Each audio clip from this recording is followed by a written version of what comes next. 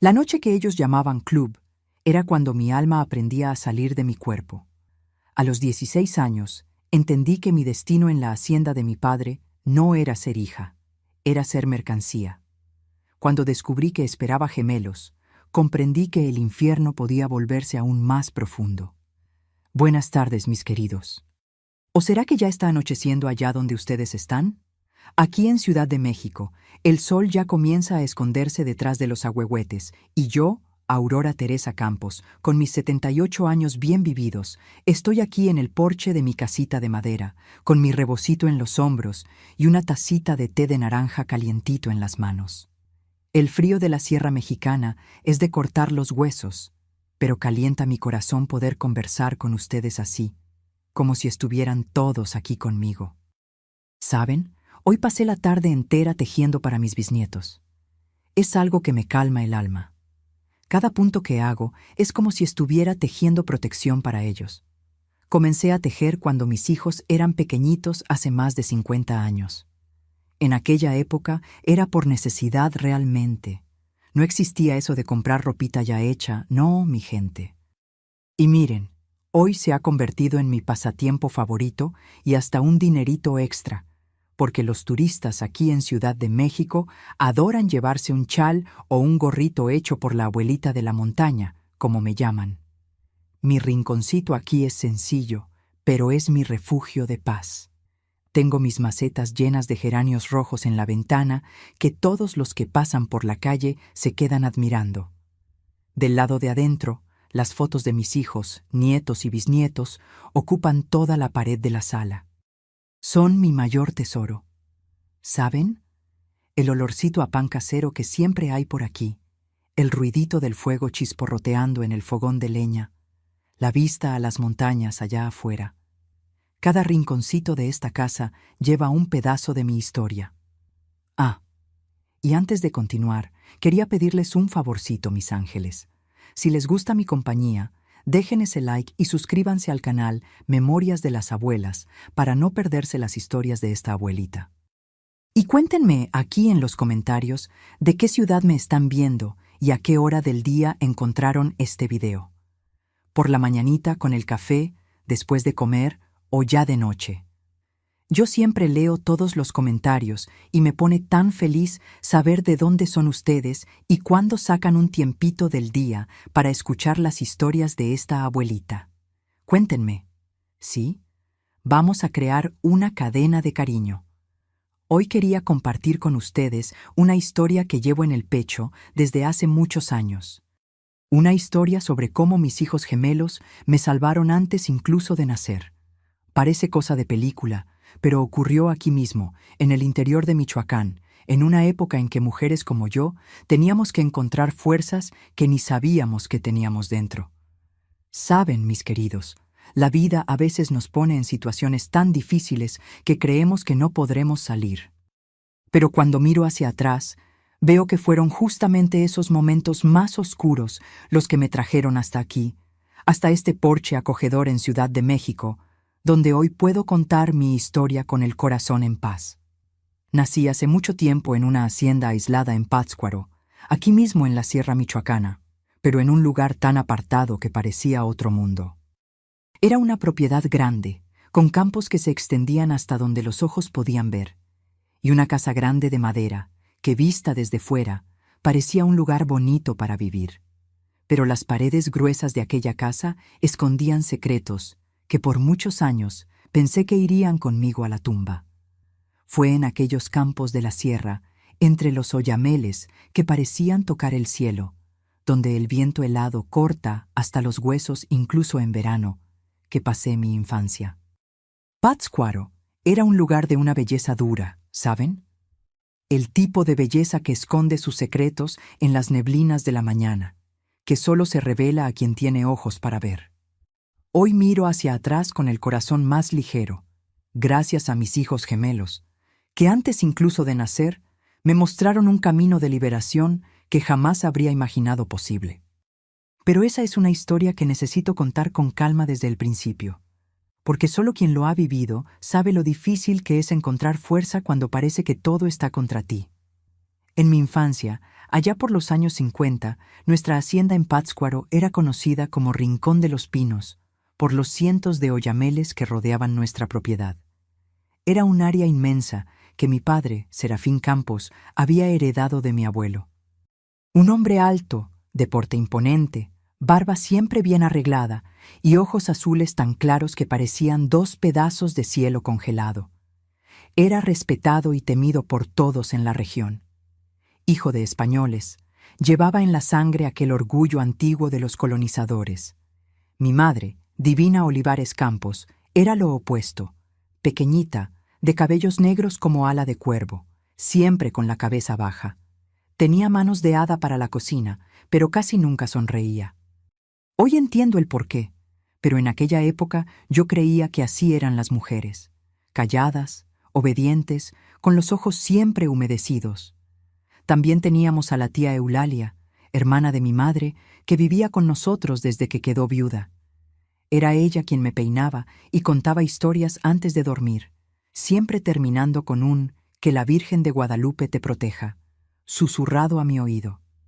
Éramos 4 hermanos. Yo, la mayor, después venía Tadeo, 3 años menor, un niño de sonrisa fácil y manera mansa. Después de él, Mateo, 5 años menor que yo, flaquito, de mirada asustada, que vivía siguiéndome por todas partes, como un pollito tras la gallina. Y por último, Celina, 7 años menor, todavía bebé cuando todo empezó a empeorar. Nuestra casa era grande, de madera maciza, con un corredor amplio que rodeaba toda la construcción. De lejos, parecía una de esas haciendas de película, ¿saben? Bonita, imponente, con el ganado pastando en los campos verdes alrededor. Tenía 2 pisos. En el primero, la cocina enorme con fogón de leña, el comedor con una mesa larga que parecía no tener fin, la sala donde mi padre recibía las visitas y un cuarto que él llamaba despacho, donde guardaba sus armas de caza, libros y un escritorio tallado. En el piso de arriba estaban las habitaciones, la grande de mis padres, una para las niñas, yo y Celina, una para los niños, y otra donde dormía la tía Eulalia. En la parte trasera de la casa había un huerto con manzanos, que en otoño se llenaban de frutas rojitas y brillantes. Me encantaba subir a los árboles para recoger las manzanas más bonitas. También teníamos un gallinero, donde iba todos los días a recoger los huevos, colocándolos cuidadosamente en la canastita que mi madre había hecho de palma. Al frente de la casa, mi madre cultivaba un jardín de nochebuenas que en invierno transformaba todo en un mar de colores. Nuestra rutina comenzaba muy tempranito. El frío de la sierra michoacana nos hacía despertar con las manos entumecidas y el aliento saliendo en forma de humo de la boca. Antes de que saliera el sol, ya estábamos todos levantados. Mi madre y la tía Eulalia encendían el fogón de leña, preparaban el café para mi padre y el desayuno.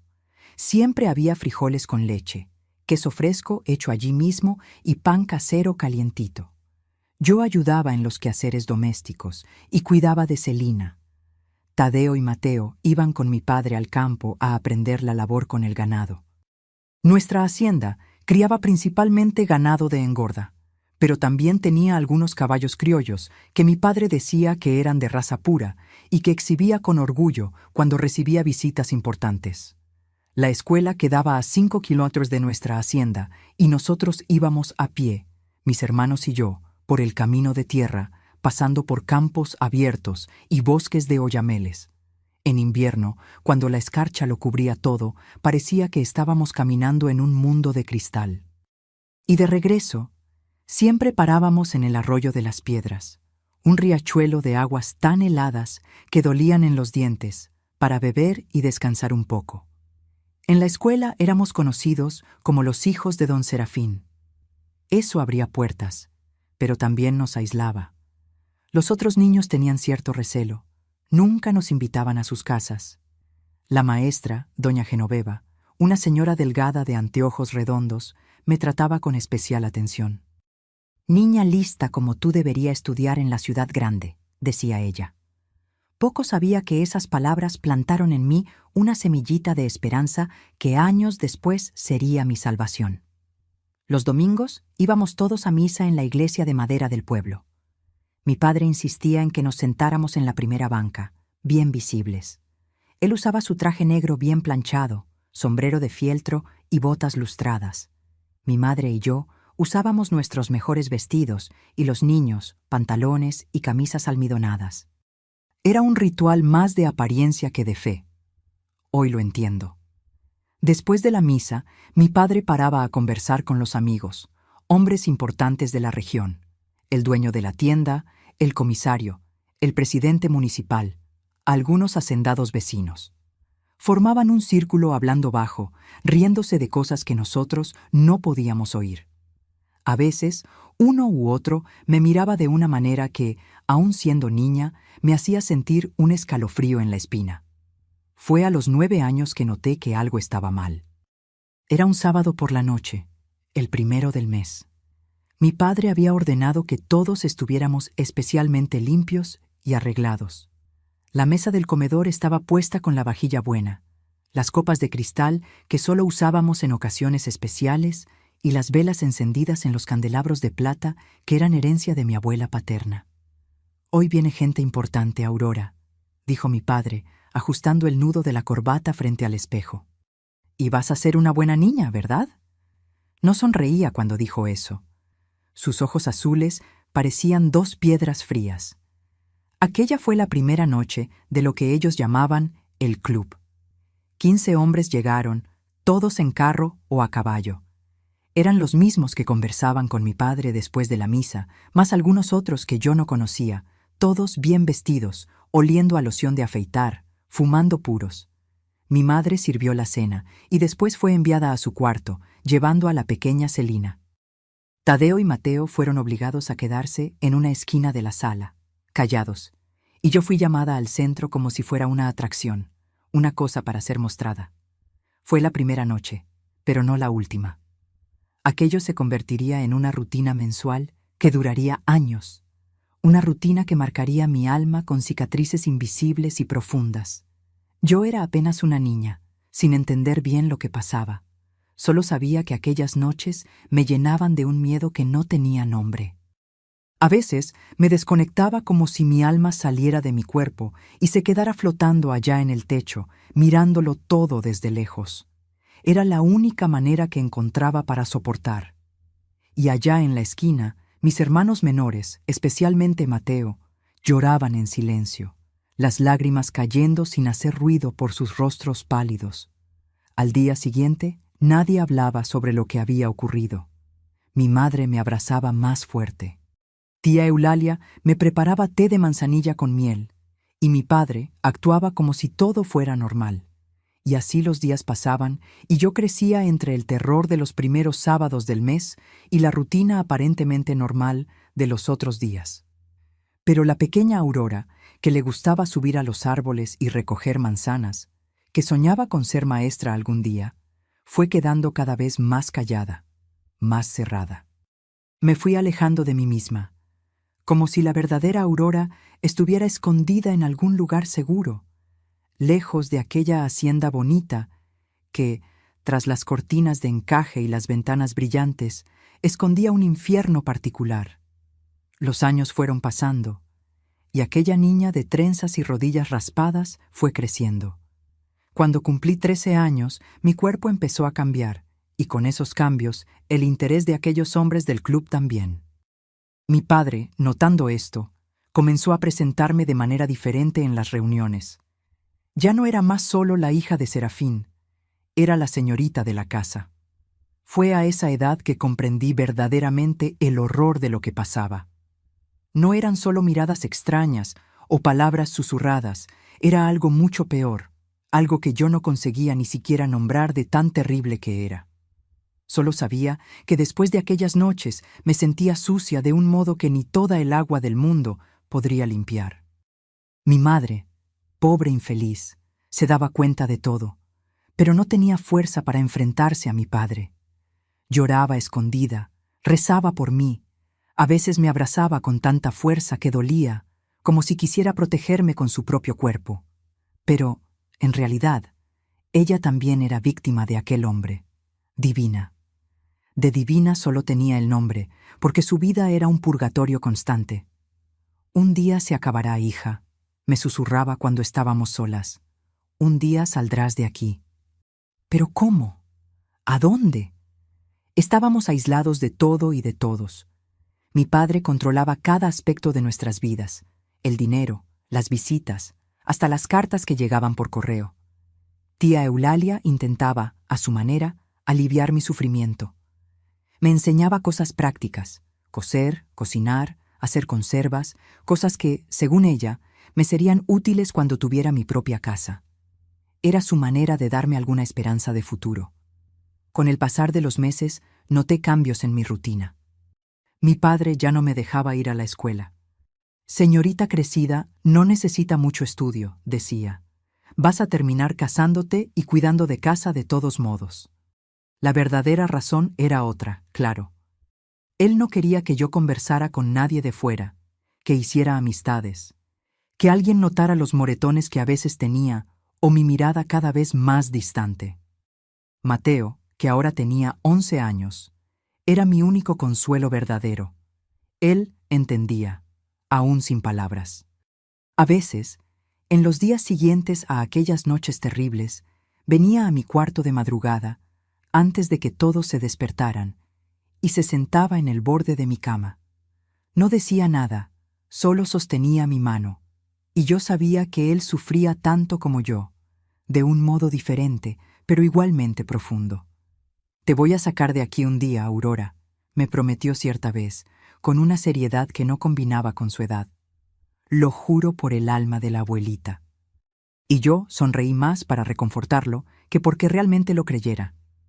¿Cómo podría un niño flaquito salvarme de aquel infierno? En una de las noches del club, cuando yo tenía casi 15 años, hubo un cambio en el ritual. Uno de los hombres, el doctor Emilio, médico del pueblo vecino, trajo un libro grande de tapa negra. Lo colocaron sobre la mesa de la sala, junto con una pluma de tintero cara de esas antiguas. Y entonces, uno por uno, todos los hombres presentes firmaron aquel libro, incluido mi padre. Es el libro de la hermandad, oí explicar a uno de ellos en voz baja. Aquí queda registrada nuestra sociedad, nuestras reuniones, nuestros privilegios. Después de eso, las reuniones se volvieron aún más organizadas, más ritualizadas. Mi padre se convirtió en una especie de guardián de aquel libro. Lo guardaba bajo 7 llaves en su despacho, en un cajón secreto del escritorio, cuya llave llevaba siempre consigo en un cordón escondido bajo la camisa. El doctor Emilio miraba todo con un gesto extraño, sin participar directamente en lo que ocurría allí, pero siempre observando, anotando cosas en una libretita que llevaba en el bolsillo del saco. A veces pedía examinarme, como si fuera un animal siendo preparado para la reproducción. Aquellas manos frías tocando mi cuello, mis muñecas, revisando mis ojos y dientes. Era demasiado humillante. «Está en su punto», le dijo cierta vez a mi padre como si hablara de una fruta madura. «Pronto podrá dar frutos». Yo no entendía completamente lo que aquello significaba, pero sentía un pavor helado cada vez que decía algo así. Mi padre solo asentía satisfecho, como si yo fuera una cosecha exitosa de su plantación. Fue por esa época que comencé a tener sangrado todos los meses. Mi madre me explicó con lágrimas en los ojos lo que aquello significaba. «Ahora eres una señorita, hija. Tienes que tener más cuidado todavía». Y me enseñó a usar los trapos que ella misma cosía para esos días. Pero había algo más en su mirada, un miedo profundo que yo no comprendía totalmente. Cuando cumplí 16 años, mi padre anunció una fiesta especial. «El club va a celebrar tu entrada en la vida adulta, Aurora», dijo con una sonrisa que no llegaba a sus ojos. Aquella fue la primera vez que vi a mi madre enfrentar a mi padre directamente. «No, Serafín», dijo ella, la voz temblorosa pero determinada. «A Aurora no, por favor». La respuesta fue una bofetada tan fuerte que ella cayó al suelo de la cocina. Tía Eulalia corrió a ayudarla, mientras yo me quedé paralizada, sin saber qué hacer. «Tú no tienes voz aquí», rugió él. «Nunca la tuviste y nunca la tendrás». Aquella noche, mi madre vino a mi cuarto, se sentó en el borde de la cama y tomó mis manos entre las suyas. Estaban heladas. «Aurora», Hija mía, necesito que sepas una cosa, susurró, mirando constantemente hacia la puerta, con miedo de ser escuchada. Lo que ellos hacen, lo que van a hacer, no está bien, no es normal, no es algo que un padre deba permitir con su hija. Tragó saliva y vi que lloraba silenciosamente. Intenté protegerte, juro que lo intenté, pero él es demasiado fuerte. Tiene amigos demasiado poderosos. El comisario, el presidente municipal, todos son parte de ese club maldito. Me quedé en silencio, sintiendo el peso de aquellas palabras. Después de tanto tiempo, era la primera vez que alguien verbalizaba el horror que vivíamos. Si algún día tienes oportunidad de huir, hija, continuó, huye, no mires atrás, no pienses en mí, solo vete. Y dejarte a ti y a mis hermanos, nunca, mamá. Ella apretó mis manos con fuerza. Promételo, Aurora. Promete que huirás si tienes la oportunidad. Lo prometí más para calmarla que porque creyera que algún día tendría esa oportunidad. ¿Cómo escapar de aquella prisión sin rejas, pero tan eficiente como cualquier celda? El día de mi cumpleaños de 16 años, la reunión del club fue diferente. Vinieron más hombres, no solo los 15 habituales, había 20, tal vez más. La mesa del comedor estaba cubierta con un mantel de encaje blanco y se usó la mejor vajilla. Se abrieron botellas y más botellas de licores caros. Mi padre me obligó a usar un vestido blanco como si fuera una novia. Tía Eulalia me arregló llorando bajito mientras trenzaba mi cabello con cintas también blancas. Mateo, ahora con 11 años, me miraba desde su esquina, los ojos llenos de un horror mudo. Hoy es un día especial, anunció mi padre a los invitados. Mi hija Aurora se convierte en mujer y, como es tradición, será recibida oficialmente en la hermandad.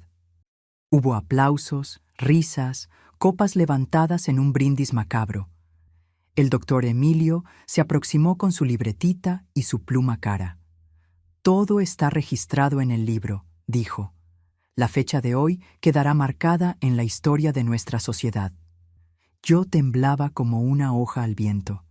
Sentía el cuerpo congelado de miedo mientras oía a los hombres discutiendo quién sería el escogido para el honor de aquella noche, como si estuvieran decidiendo quién cortaría el primer pedazo de un pastel de cumpleaños. Fue cuando noté a Mateo moviéndose discretamente por la sala. Parecía estar sirviendo bebidas, pero sus ojos estaban atentos, observando todo. En un momento, nuestras miradas se cruzaron y él hizo un leve movimiento con la cabeza en dirección a la puerta trasera. No entendí de inmediato lo que quería decir, pero entonces él tiró accidentalmente una bandeja con vasos, creando una distracción momentánea. Todos miraron hacia el ruido y mi padre se levantó furioso para castigar al niño.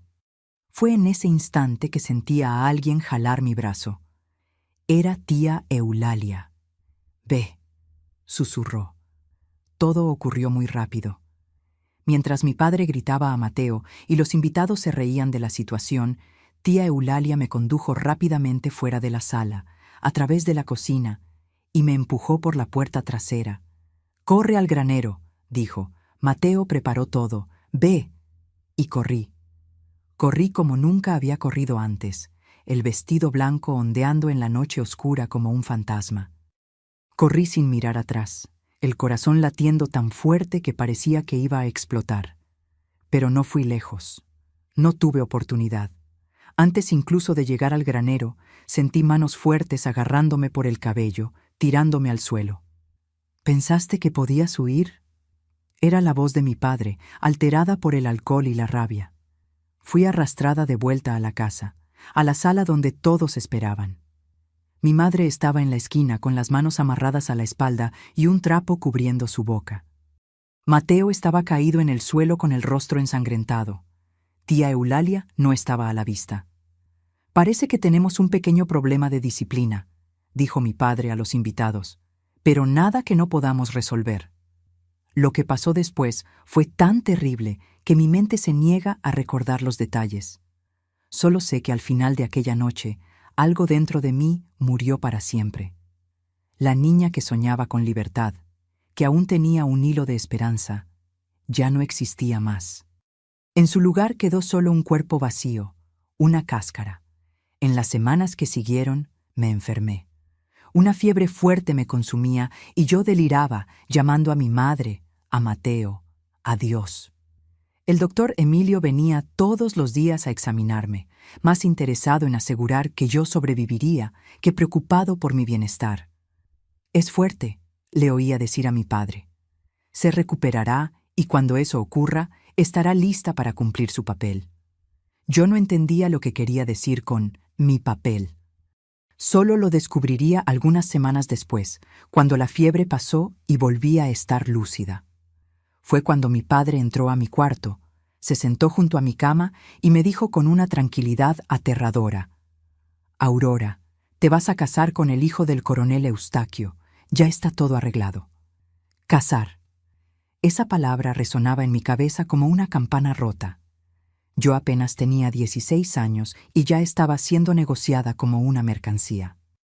El novio, Augusto Eustaquio, tenía casi 30 años y era conocido en la región por su temperamento violento.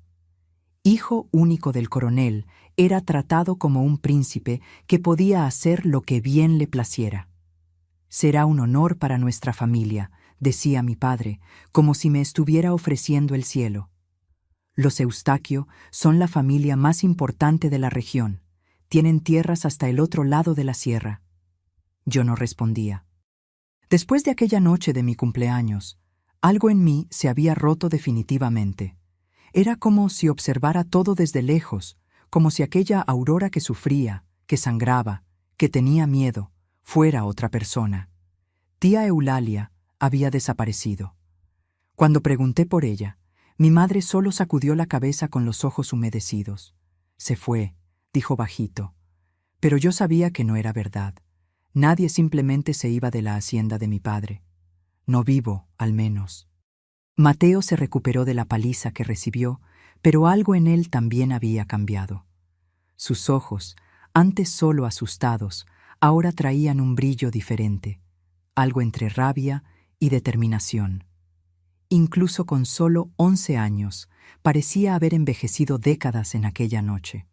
Una semana después del anuncio del compromiso, comencé a sentir náuseas por la mañana. Al principio, pensé que era nerviosismo o secuela de la fiebre que tuve, pero cuando las náuseas continuaron, día tras día, mi madre me miró con un pavor que nunca antes había visto. «Aurora», susurró temblorosa, «¿cuándo fue tu última luna?» Me quedé en silencio, intentando recordar. Con tantas cosas pasando, ni siquiera había prestado atención a que mi sangrado mensual no había venido. De hecho, ya llevaba casi 2 meses de retraso. El doctor Emilio fue llamado para examinarme. Colocó las manos en mi vientre, hizo varias preguntas sobre mis síntomas y entonces anunció con una sonrisa satisfecha: «Está embarazada». Mi padre no mostró sorpresa. De hecho, parecía feliz, orgulloso. Era difícil descifrar aquella expresión, pero ciertamente no era la reacción que se esperaría de un padre normal. «Perfecto», dijo. «El coronel estará satisfecho. Un nieto en camino sellará nuestro acuerdo definitivamente». Cuando todos salieron del cuarto, mi madre se acercó y sostuvo mi mano. «Hija», susurró, ¿sabes quién es el padre? ¿Cómo podría saberlo después de aquella noche horrible de mi cumpleaños, cuando tantos hombres...?» Sacudí la cabeza negativamente, sintiendo las lágrimas correr por mi rostro. La boda fue acelerada. Ocurriría en 2 semanas, no en la iglesia del pueblo, sino en la capilla particular de la hacienda de los Eustaquio. Todo muy discreto, muy rápido. Yo estaba siendo prácticamente vendida a otra familia junto con el bebé que crecía dentro de mí. La noticia del embarazo no agradó al coronel Eustaquio, inicialmente. «¿Una novia ya preñada? ¿De quién?», le oí gritar en el despacho de mi padre. Pero pronto la discusión se calmó y los dos salieron sonrientes, como si hubieran llegado a algún acuerdo. Augusto, mi novio, vino a visitarme solo una vez antes de la boda. Un hombre alto, de barba oscura y ojos pequeños que nunca parecían parpadear. Entró en mi cuarto como si ya fuera su dueño. Me examinó de arriba a abajo como quien evalúa una yegua y dijo solamente, «Servirá».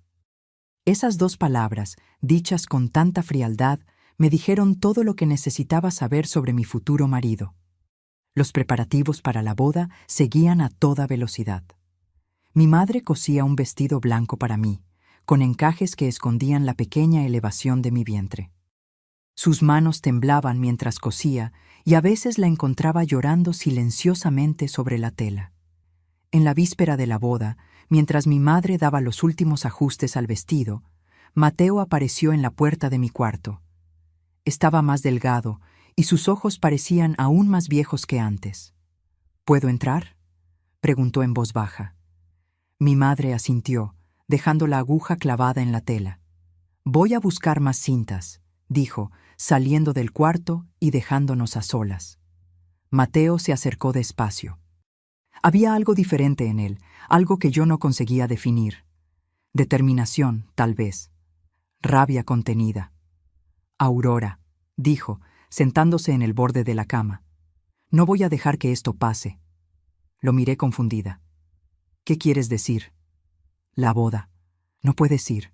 No puedes salir de aquí e ir a la hacienda de los Eustaquio.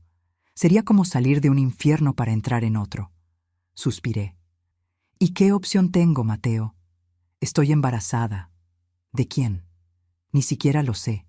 Tal vez del propio papá. ¿Cómo puedo huir?» Él tomó mis manos entre las suyas.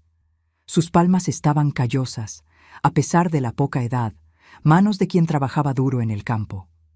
«Descubrí algo», susurró, mirando hacia la puerta para asegurarse de que estábamos solos.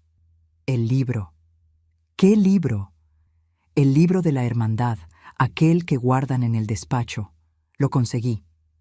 En ese momento oímos pasos en el pasillo.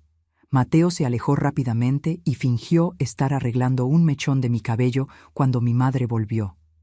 Durante la noche no conseguí dormir. Las palabras de Mateo resonaban en mi cabeza. ¿Qué habría descubierto? ¿Y cómo podría eso ayudarme? Al día siguiente fui llevada a la capilla de la hacienda de los Eustaquio. Era una construcción antigua, de piedra, con un altar de madera tallada. Las pocas personas invitadas ya estaban allí. Mi familia, la familia del novio y algunos amigos de la hermandad. Mi padre me condujo por el pasillo central. Augusto me esperaba en el altar con una sonrisa fría. Usaba un traje oscuro y tenía el pelo peinado hacia atrás con aceite. Parecía mayor de lo que yo imaginaba, tal vez casi 40 años, no 30. La ceremonia comenzó. El sacerdote, un hombre anciano que parecía incómodo, decía las palabras rituales, sin mirar directamente a mí o a Augusto. Me preguntaba si sabía lo que realmente estaba pasando allí, si entendía que aquello no era un matrimonio por amor, sino un acuerdo entre hombres poderosos. Cuando llegó la hora de los votos, mis piernas temblaban tanto que pensé que me caería. Fue entonces cuando noté un movimiento en el fondo de la capilla.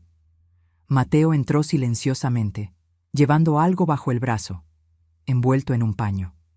Se colocó cerca de la puerta y se quedó observando. Nuestros ojos se encontraron por un momento y él hizo un pequeño gesto con la cabeza como si me estuviera diciendo que continuara, que aguantara un poco más. Dije sí cuando me lo preguntaron, aun sintiendo que estaba firmando mi sentencia de muerte. Augusto colocó una alianza fría en mi dedo y el sacerdote nos declaró marido y mujer. A la salida de la iglesia fui recibida con abrazos fríos y felicitaciones vacías. El coronel Eustaquio, padre de Augusto, me miraba con una mezcla de desdén, como quien examina un objeto recién adquirido. La recepción tuvo lugar en la casa principal de la hacienda. Una mesa larga había sido preparada en el salón con platos de porcelana y cubiertos de plata. Todo muy lujoso, muy frío. Me senté al lado de Augusto, que apenas me hablaba. Él conversaba animadamente con los otros hombres, discutiendo política y negocios. Yo era solo un adorno, un trofeo que exhibir. Durante la cena, noté que Mateo circulaba discretamente entre los invitados, como si estuviera sirviendo bebidas. Nadie le prestaba mucha atención. Al final, era solo un niño, hermano de la novia, insignificante a los ojos de aquellos hombres poderosos. En determinado momento, lo vi acercarse al doctor Emilio, que estaba sentado en la otra punta de la mesa. Intercambiaron algunas palabras y entonces Mateo salió rápidamente. El médico parecía agitado, inquieto. Poco después, mi padre se levantó para hacer un brindis. Alzó su copa, sonriendo con aquella misma sonrisa fría que yo conocía tan bien. «A la unión de nuestras familias», dijo, «y al fruto de esta unión que ya crece en el vientre de Aurora». Hubo risas y más brindis. Mi estómago se revolvió y tuve que controlarme para no vomitar allí mismo. Fue entonces cuando me di cuenta de que el doctor Emilio ya no estaba en la mesa. Había salido discretamente y Mateo tampoco estaba a la vista. Cuando la cena terminó, fui llevada a la habitación que compartiría con Augusto. Era un cuarto grande, con una cama con dosel y muebles antiguos. Me senté en el borde de la cama, temblando, esperando lo que vendría a continuación. La puerta se abrió y Augusto entró. Tenía un vaso de bebida en la mano y una sonrisa que me heló la sangre. «Finalmente solos, esposa», dijo, cerrando la puerta tras de sí. Cerré los ojos, preparándome para otra noche de horror. Pero entonces ocurrió algo inesperado. Hubo un ruido de vidrio rompiéndose en el piso de abajo, seguido de gritos. Augusto se detuvo a medio camino, frunciendo el ceño. «¿Qué diablos?» Más gritos, ahora más altos. Alguien pedía socorro. Augusto maldijo en voz baja y salió del cuarto para ver qué estaba sucediendo. Me quedé allí paralizada, sin saber qué hacer. Minutos después, la puerta se abrió nuevamente, pero no era Augusto quien entraba, era Mateo. «Vámonos, Aurora», dijo urgente. «Es ahora o nunca». «¿Qué está pasando?», pregunté, levantándome con dificultad. «Taquito prendió fuego al granero», explicó rápidamente. «Todos están allá intentando apagarlo. Es nuestra oportunidad». Taquito era uno de los empleados más jóvenes de la hacienda, un muchacho que tenía más o menos la edad de Mateo. No entendí cómo estaba involucrado en esto, pero no había tiempo para preguntas. Mateo me ayudó a cambiar el vestido de novia por ropas más simples que había traído. Después me guió por los pasillos oscuros de la casa hasta una puerta lateral. «Espera», dije de repente. «¿Y mamá? ¿Y Tadeo? ¿Y Celina?» Mateo sacudió la cabeza. «No podemos llevarlos ahora. Sería imposible huir con todos, pero volveremos por ellos, lo prometo». Salimos a la noche fría. A lo lejos podíamos ver el brillo anaranjado del fuego consumiendo el granero y oír los gritos de los hombres que intentaban controlarlo. Mateo me condujo en dirección opuesta, a través de un pequeño bosque, hasta llegar a un camino de tierra. Allí, para mi sorpresa, había una carreta esperando con un hombre al volante que yo no reconocí. «Este es Jorge», explicó Mateo rápidamente. «Nos llevará hasta la estación de tren en Santa Cruz». Jorge asintió en silencio. Parecía nervioso, mirando constantemente hacia atrás en dirección a la hacienda. «¿Y a dónde vamos después?», pregunté mientras Mateo me ayudaba a subir a la carreta. Él sacó algo de dentro de su camisa, un libro de tapa negra, gastada. «El libro de la hermandad». «A Ciudad de México», dijo. «Vamos a llevar esto al periódico más importante del país. Vamos a exponerlos a todos». Fue en ese momento que comencé a entender el plan de Mateo. El libro contenía los registros de todas las reuniones, todos los nombres, todas las fechas. Era la prueba que necesitábamos para destruir aquel círculo de hombres poderosos que habían arruinado nuestras vidas. Mientras la carreta se alejaba por el camino oscuro, miré hacia atrás una última vez. El fuego del granero ahora se propagaba a otras construcciones de la hacienda, iluminando el cielo nocturno como una antorcha gigante. «No sé si esto funcionará», susurré. Mateo sostuvo mi mano. «Va a funcionar», garantizó. «Y si no funciona por el periódico, tenemos al doctor Emilio». «El doctor Emilio, él es uno de ellos». «No exactamente», explicó Mateo. «Él mantenía registros de todo, registros médicos detallados. Análisis de tipo sanguíneo, compatibilidad de características físicas y hereditarias, una especie de estudio genealógico que comprobaba las conexiones entre los miembros de la hermandad y los niños nacidos. «Explícame eso. No logro entender», pregunté confundida. Nunca había oído aquellas palabras. Un tipo de prueba nueva que él hacía a escondidas para saber quién era el padre de cada niño engendrado en la hermandad, incluso el padre de tus gemelos. ¿Gemelos?, repetí impactada. ¿Cómo sabes que son gemelos? Mateo sonrió por primera vez en mucho tiempo. El doctor Emilio lo descubrió en el último examen. 2 corazones latiendo, 2 bebés, y él sabe quién es el padre. Está todo documentado. La carreta seguía por el camino oscuro, llevándonos lejos de aquel infierno. Frente a mí, un futuro incierto. Dentro de mí, 2 vidas creciendo. Y en las manos de Mateo, el libro que podría destruir todo lo que mi padre había construido. Por primera vez en muchos años, sentí algo que había olvidado: esperanza. El viaje hasta Santa Cruz fue el más largo de mi vida. En cada curva del camino, en cada ruido de la noche, mi corazón se aceleraba, temiendo que fuéramos descubiertos. Jorge conducía la carreta en silencio, los ojos fijos en el camino frente a nosotros. De vez en cuando intercambiaba miradas significativas con Mateo, como si compartieran un secreto que yo no conocía. ¿Cómo se conocen?, pregunté finalmente después de casi 1 hora en silencio. Jorge es primo de Taquito, explicó Mateo. Son de la comunidad indígena que queda del otro lado del río. El padre de Taquito fue uno de los que sufrió en manos de nuestro padre. ¿Cómo así? Mateo respiró hondo antes de continuar. La hermandad no solo nos hacía daño a nosotros, Aurora. Atormentaban a toda la región. Los hombres de la comunidad indígena eran especialmente perseguidos. Algunos desaparecían, otros volvían diferentes, quebrados. Aquellas palabras me golpearon como un puñetazo. Yo sabía que mi padre era un monstruo, pero la extensión de su maldad parecía no tener límites. El amanecer estaba casi llegando cuando divisamos las luces de la estación de tren.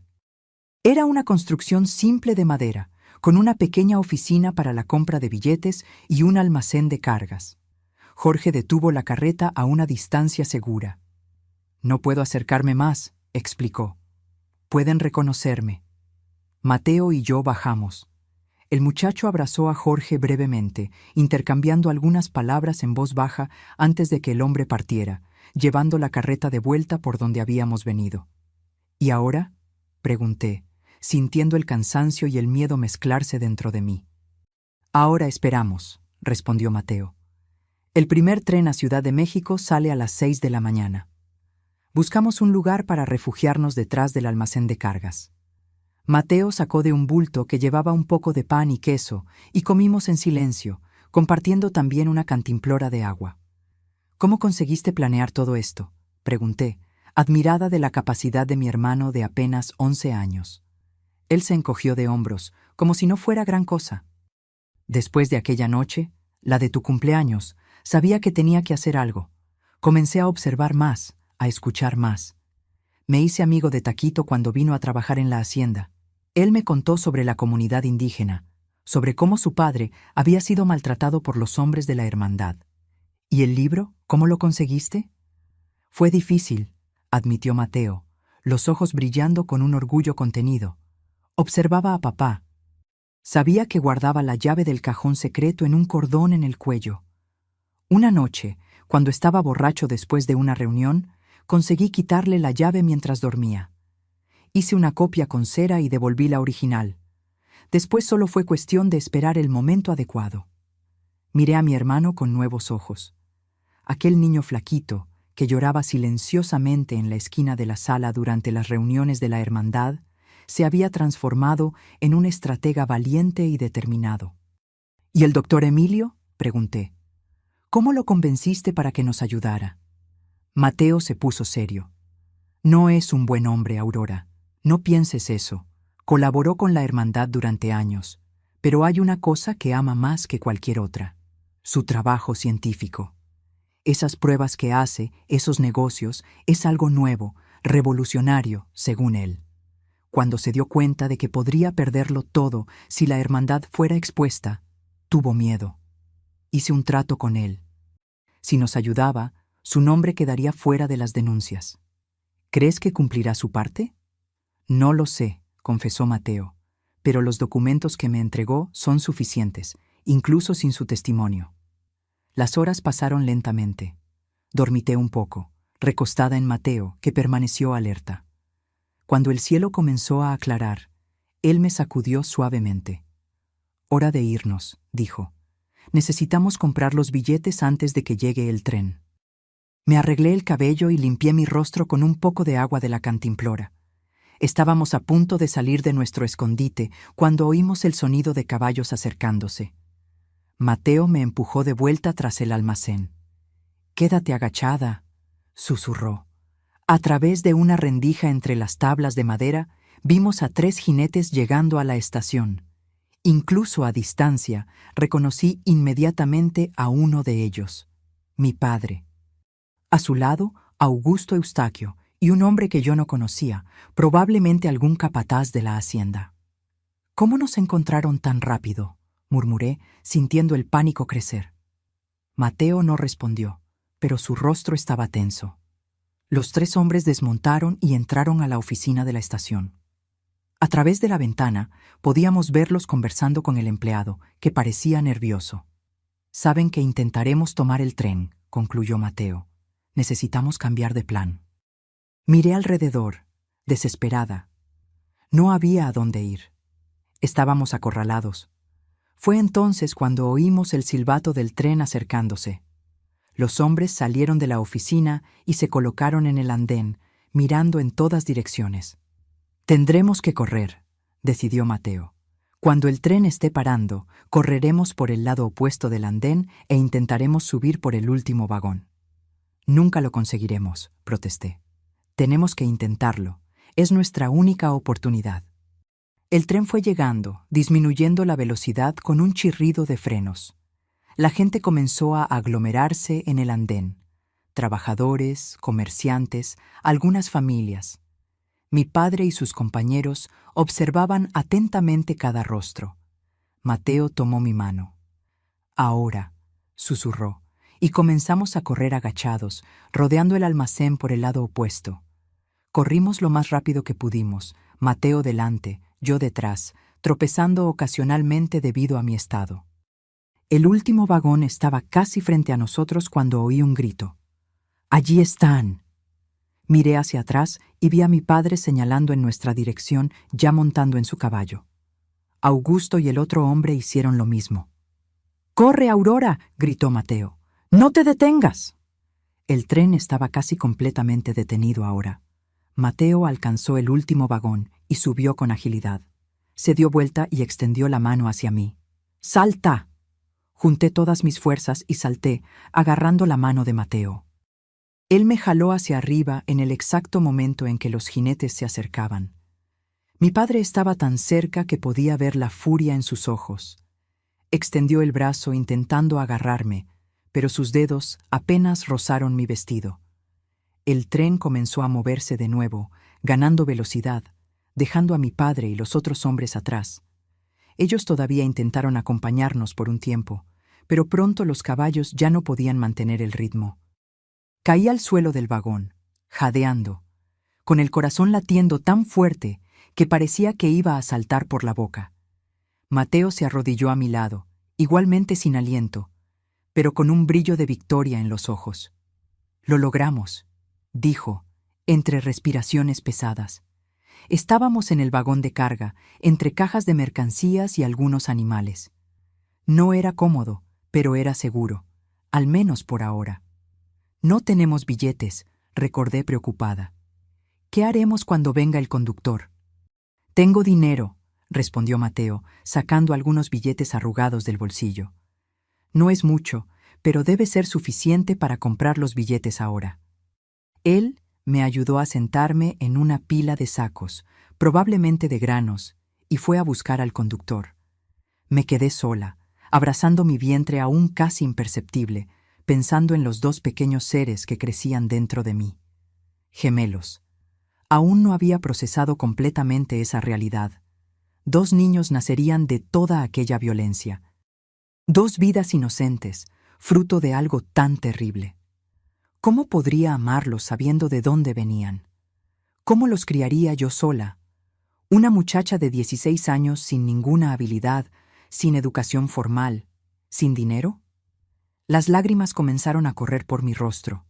No eran lágrimas de tristeza ni de alegría. Eran lágrimas de algo más profundo, más primitivo, un llanto de liberación. Mateo regresó algunos minutos después. «Está todo arreglado», dijo, sentándose a mi lado. Le expliqué al conductor que tuvimos que huir con prisa y aceptó nuestro dinero. Somos oficialmente pasajeros ahora. «¿A dónde vamos exactamente en Ciudad de México?», pregunté, secándome las lágrimas.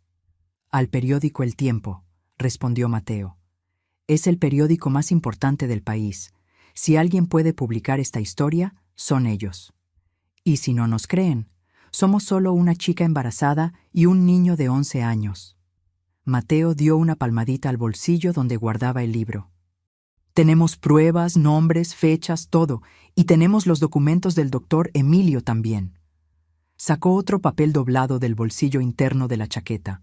Era un sobre sellado. «¿Qué es eso?» «Los resultados de las pruebas que hizo el doctor Emilio. Me los dio ayer durante la fiesta de la boda». «¿Ya los miraste?» Mateo sacudió la cabeza. «No, está sellado. Pensé que debería ser la primera en saber». Tomé el sobre con manos temblorosas. Quería abrirlo y, al mismo tiempo, tenía miedo de lo que encontraría allí. ¿Quién era el padre de mis hijos?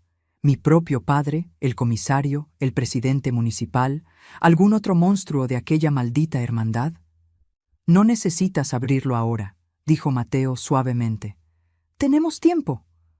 Asentí y guardé el sobre en el bolsillo. Tenía razón, esa respuesta podía esperar.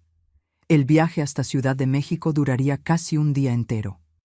En los primeros kilómetros estábamos tensos, esperando que el tren se detuviera en cualquier momento y fuéramos capturados. Pero las horas fueron pasando y nada ocurrió. El conductor, un hombre anciano de bigote canoso, volvió algunas veces para verificar si estábamos bien. Nos trajo agua e incluso compartió su almuerzo con nosotros, un pedazo de queso y pan duro, pero que parecía el más delicioso banquete en aquel momento. «¿A dónde van ustedes dos, tan jóvenes y solos?», preguntó, curioso pero amable. «A la casa de nuestra tía», respondió Mateo prontamente. «Nuestra madre murió y nuestro padre no es un buen hombre». El conductor asintió, pareciendo entender más de lo que las palabras revelaban. «Hay muchos hombres no buenos por este mundo», comentó, mirándome con una especie de compasión en la mirada. La tarde fue avanzando y con ella un cansancio enorme fue apoderándose de mi cuerpo. Me dormí recostada en Mateo, mecida por el movimiento rítmico del tren. Cuando desperté, ya estaba oscureciendo. Mateo también había dormitado y ahora dormía con la cabeza apoyada en una caja. Parecía tan pequeño, tan frágil. Era difícil creer que aquel niño había enfrentado tanto y planeado una fuga tan audaz. Por un momento me dejé sumergir en pensamientos sombríos. ¿Y si todo salía mal? ¿Y si el periódico no nos creía? ¿Y si mi padre nos encontraba en Ciudad de México? ¿Y si los documentos del doctor Emilio no fueran suficientes para probar los crímenes de la hermandad? Fue entonces cuando sentí, por primera vez, un leve movimiento dentro de mi vientre. No era una patada ni nada parecido. Era demasiado pronto para eso. Fue más como un temblor, un recordatorio sutil de que no estaba sola, que 2 pequeñas vidas dependían de mí. Aquel pequeño movimiento cambió algo dentro de mí. Súbitamente ya no se trataba solo de escapar, de venganza, de exponer los crímenes de la hermandad. Era sobre sobrevivir, sobre crear un futuro para aquellos 2 niños, sobre construir algo nuevo a partir de las ruinas de mi pasado. «Lo lograremos», murmuré para mi vientre. «Lo prometo». No sé cuánto tiempo estuve allí absorta en mis pensamientos, pero en algún momento noté que Mateo había despertado y me observaba. «¿Está todo bien?», preguntó. Creo que sentí a los bebés, respondí con una voz entrecortada por la emoción. Fue extraño, pero bueno. Mateo sonrió, una sonrisa genuina que iluminó su rostro joven. Ellos estarán bien, Aurora. Todos estaremos bien. En aquel momento, algo cristalizó dentro de mí. Una resolución, una determinación que nunca antes había sentido. No importaba lo que ocurriera en Ciudad de México, no importaba si el periódico nos creía o no. Yo lucharía. Lucharía por mis hijos, por mi hermano, por mí misma. Tomé el sobre del doctor Emilio nuevamente y con un movimiento decidido rompí el sello. ¿Estás segura?, preguntó Mateo sorprendido. Sí, respondí. Necesito saberlo. Necesito enfrentar esta verdad, sea cual sea. Dentro del sobre había una única hoja de papel. En la parte superior el membrete del consultorio del doctor Emilio y justo debajo una serie de términos médicos que yo apenas comprendía. Pero en medio de la página, destacado en tinta roja, estaba un nombre que conocía muy bien. Serafín Campos, leí en voz alta, sintiendo un escalofrío recorrer mi cuerpo. En el libro de la Hermandad había una sección especial donde mi padre registraba todo con un orgullo enfermo: fechas, nombres, derechos de primacía. Había una entrada específica sobre mí, sobre la noche de mi cumpleaños, escrita con la propia letra de él. Padre y abuelo en la misma noche, decía la anotación macabra. Mateo me mostró la página y sentí mi estómago revolverse. No había duda sobre quién era el padre de mis hijos. Mi padre, susurré, las palabras quemando mi garganta.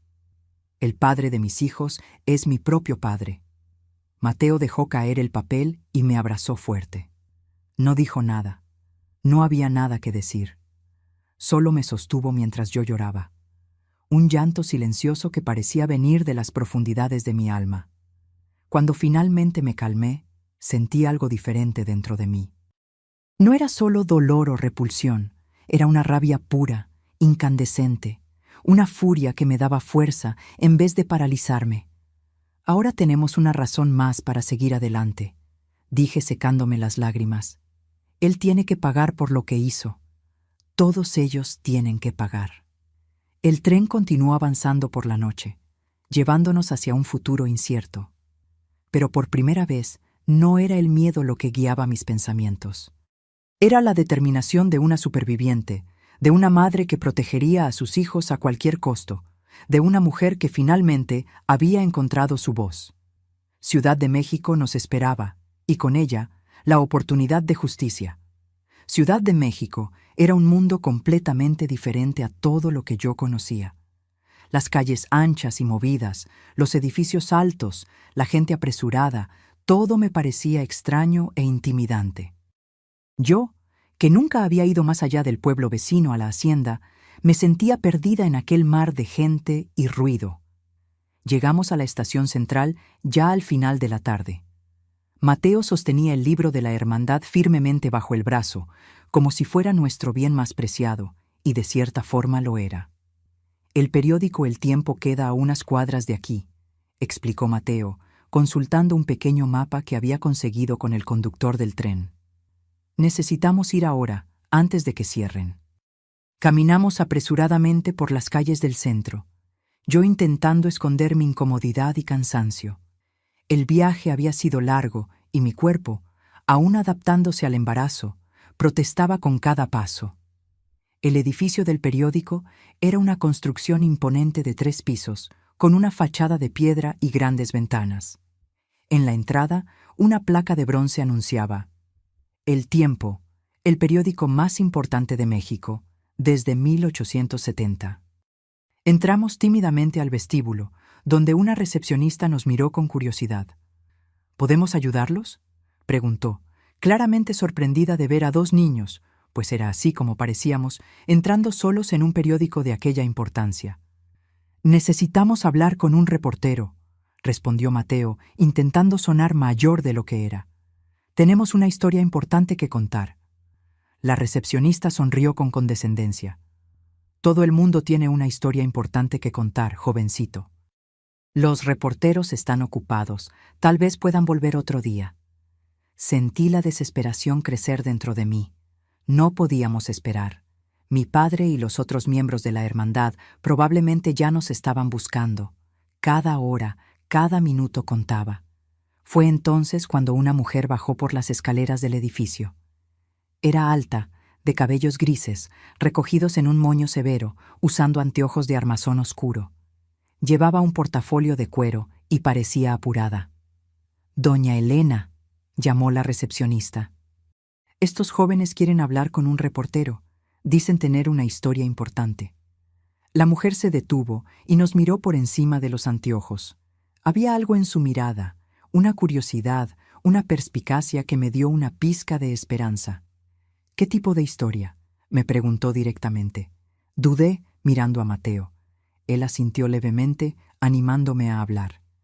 «Una historia sobre abuso», respondí encontrando valor no sé dónde. «Sobre una hermandad de hombres poderosos que hacen cosas terribles. Y tenemos pruebas». Algo en el rostro de la mujer cambió. Se acercó a nosotros, bajando la voz. «¿De dónde vienen ustedes?». «Pátzcuaro», respondió Mateo. Ella nos estudió por un largo momento, sus ojos agudos pareciendo ver a través de nosotros. «Vengan conmigo», dijo finalmente, haciendo un gesto hacia las escaleras. «Soy Elena Rojas, editora en jefe de este periódico, y creo que necesito escuchar esa historia». La oficina de Elena Rojas era un pequeño caos organizado. Papeles por todas partes, recortes de periódicos, libros apilados, una máquina de escribir sobre el escritorio y el inconfundible olor a café fuerte y cigarrillo. «Siéntense», nos indicó 2 sillas frente a su escritorio. «Y ahora cuéntenme todo desde el principio». Durante casi 2 horas hablamos. Primero yo, después Mateo. Le contamos sobre la hacienda, sobre la hermandad, sobre las reuniones mensuales, sobre el libro que Mateo había robado, sobre los documentos del doctor Emilio, sobre las pruebas, sobre mi embarazo, sobre el matrimonio forzado, sobre nuestra huida desesperada. Durante todo el tiempo, Elena nos escuchó con atención absoluta, tomando notas rápidas en un bloc, ocasionalmente pidiendo que aclaráramos algún punto. Su rostro mantenía una expresión profesional, pero sus ojos no lograban esconder el horror al oír nuestra historia. Cuando terminamos, se quedó en silencio por unos instantes, sus dedos tamborileando en la mesa. «¿Ustedes tienen noción de lo que están denunciando?», preguntó finalmente. «Estamos hablando de hombres extremadamente poderosos. El presidente municipal, el comisario, personas con influencia, no solo en Pátzcuaro, sino en todo el estado». «Lo sabemos», respondió Mateo con firmeza. «Por eso vinimos al periódico más importante. Necesitamos que la historia sea demasiado grande para ser silenciada». Elena sonrió levemente, una sonrisa triste. «Ustedes son valientes. Eso es innegable». Tomó el libro de la hermandad que Mateo había colocado sobre la mesa y comenzó a hojearlo. Sus cejas se alzaban con cada página que volteaba. «Aquí hay fechas, nombres, incluso valores. Es todo muy detallado». Murmuró más para sí misma que para nosotros. A continuación, examinó los documentos médicos del doctor Emilio. Su expresión se volvió aún más seria. «Esta prueba», comenzó vacilante, «sobre la paternidad de tus hijos». «Mi padre», dije, la voz más firme de lo que esperaba. «La prueba muestra que mi propio padre es el padre de mis hijos». Elena cerró los ojos por un momento, como si necesitara recomponerse. «Entiendo. ¿Y estas pruebas? Es una técnica nueva, algo experimental todavía». «Sí», confirmó Mateo. «El doctor Emilio estaba obsesionado con la genética y la herencia. Tenía teorías que nadie más tomaba en serio, experimentos secretos que conducía en su laboratorio particular, métodos que solo serían reconocidos por la ciencia oficial décadas después. Mantenía correspondencia con científicos excéntricos de otros países, intercambiando información sobre sus investigaciones no convencionales». Elena asintió pensativa. Entonces de repente se levantó. «Voy a llamar a más personas para esta reunión. Necesitamos más ojos en esto». Salió de la sala y volvió minutos después, acompañada por 2 hombres. Uno de ellos, mayor, de cabello canoso y anteojos de armazón grueso, fue presentado como Eduardo Montero, editor de política del periódico. El otro, más joven, con un aire de permanente inquietud, era Renato Cardoso, reportero de investigación. Nuevamente, tuvimos que contar nuestra historia. Los dos hombres escuchaban con expresiones que variaban entre la incredulidad y la indignación. Cuando terminamos, Eduardo fue el primero en hablar. «Es la historia más perturbadora que he oído en 30 años de periodismo», dijo, quitándose los anteojos y limpiándolos nerviosamente. «Pero también es una bomba.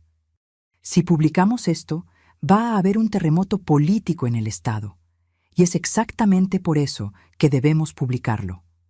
«Esto es periodismo de verdad, Eduardo», intervino Renato entusiasmado. «Es para esto que existimos». «No estoy diciendo que no debamos publicar», aclaró Eduardo. «Estoy diciendo que necesitamos ser muy cuidadosos. Estos hombres tienen poder, dinero e influencia. Van a intentar destruirnos». Elena, que había estado en silencio, apoyó las manos en la mesa. «Necesitamos más. El libro y los documentos médicos son un comienzo, pero necesitamos confirmación independiente. Otras víctimas, testigos, cualquier cosa que corrobore esta historia». Fue entonces cuando Mateo mencionó la comunidad indígena del otro lado del río, de donde venían Jorge y Taquito. «Ellos también sufrieron en manos de la hermandad», explicó. «El padre de Taquito fue una de las víctimas». «Eso es bueno», dijo Renato, anotando rápidamente. «Iré hasta allá mañana mismo».